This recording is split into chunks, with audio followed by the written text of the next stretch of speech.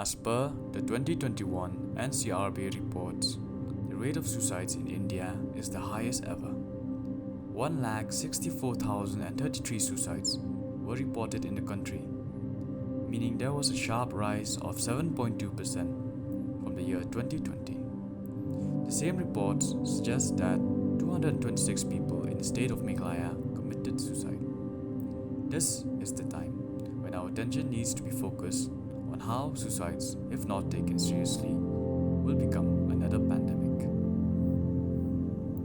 On the occasion of the World Suicide Awareness Day that is celebrated annually on the 10th of September, it's time we shift our attention to reduce the stigma and taboo related to mental health, raise awareness in the community level, and encourage well-informed action.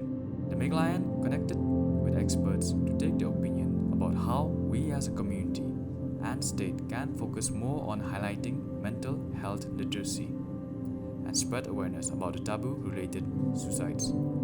Hello everybody, my name is Dr. Pakha Tesia, consultant psychiatrist working at Mind and Wellness Clinic, Shillong, Laimukra, and at the Bethany Hospital. Many times people who commit suicide, they have underlying lot of psychological or psychiatric conditions. So when we are looking at the reason for suicide, we need to have a detailed assessment of them. So when a person comes for the first time, they get treatment, they become better. But suppose if the person has not taken the treatment properly or follow up properly, then chances of them again getting into the suicidal tendency is very high. Again, this might be related to the condition of the psychiatric illness which has predisposed the person to the same. Other important factor is anybody who has attempted one suicide, the chances of them attempting again is very high. So this is again one very important factor we need to keep in mind.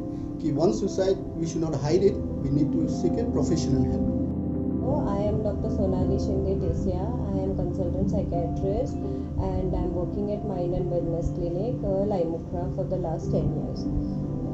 So on the occasion of World Suicide Prevention Day, which is on the 10th of September, and the whole month of September is observed as World Suicide Prevention Day.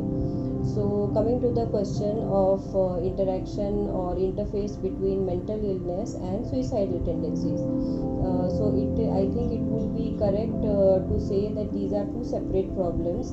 Not all persons with mental illnesses are going to attempt suicide, but people who have a history of or they have attempted suicide, more than 90% of the cases do have a history of mental illness. Occasionally a mental illness can happen as an impulsive episode, without any prior background history or illness to it, but those cases are far and few. So coming to the mental illnesses, so different mental illnesses like mood disorder, depression, bipolar illness, schizophrenia and psychotic illnesses, addiction illnesses including alcohol, opioid and other addiction. So these are the common risk factors, or these are the common illnesses that we find in patients with suicide attempts. So it is very important to know that all these diseases, all these disorders are very treatable by giving medicine and required therapy, whether it is addiction relapse prevention therapy, whether it is marital counseling or family counseling.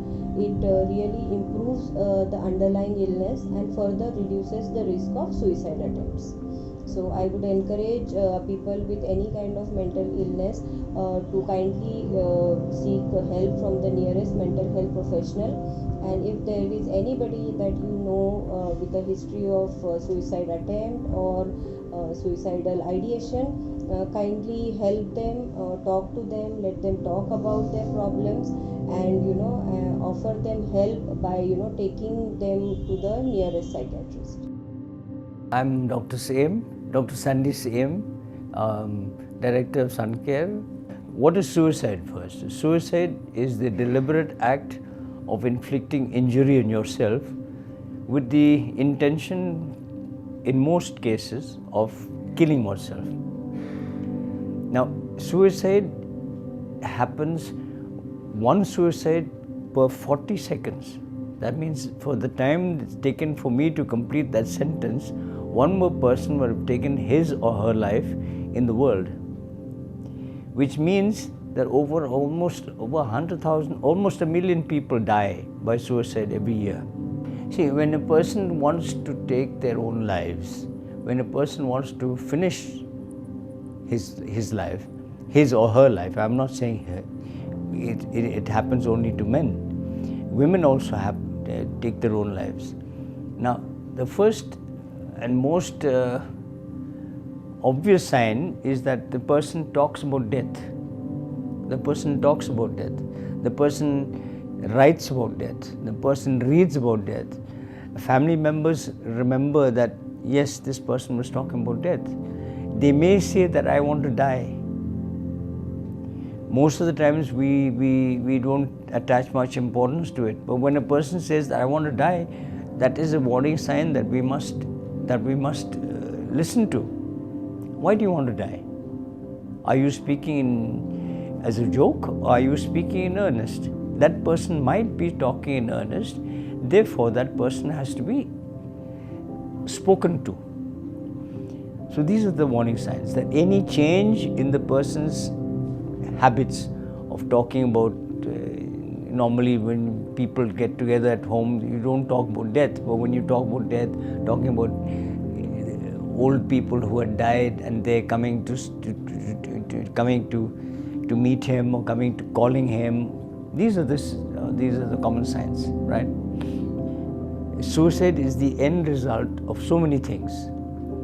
Your biology, your genetics, your socio-economic status, your educational background, your family background, and you cannot take all these things. How can you prevent it? To put it in a nutshell, to make it very clear, what you need is good mental health. Therefore, we have to understand that our lives have to be disciplined.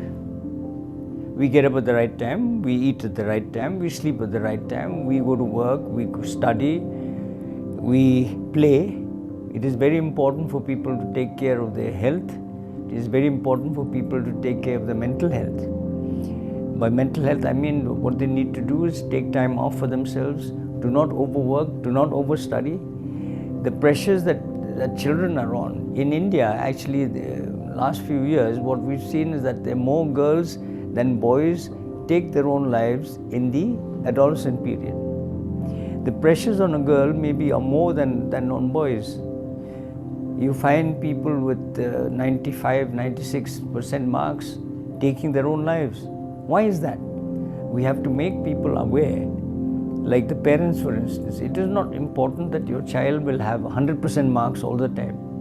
So the pressure from the education system, the pressure from the family, pressures from the child itself should be reduced. So the preventive measure from yourself, from the family, is that you maintain a sound mental health. And from the government side, it is important that we increase the number of mental health care facilities, we increase the number of our mental health care personnel, we increase the number of institutions that are able to look after them.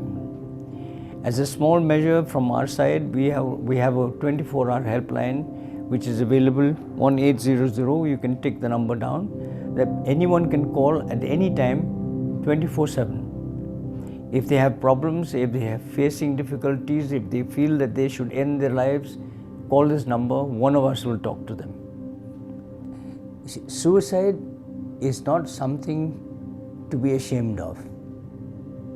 We must remember that every act of suicide is a cry for help. And it is the duty of society, of us, each one of us, to be friends with them. Not to point fingers at them, not to judge them, but to be friends with them. We don't need special qualifications, we don't need anything. All you need to do is be friends with them.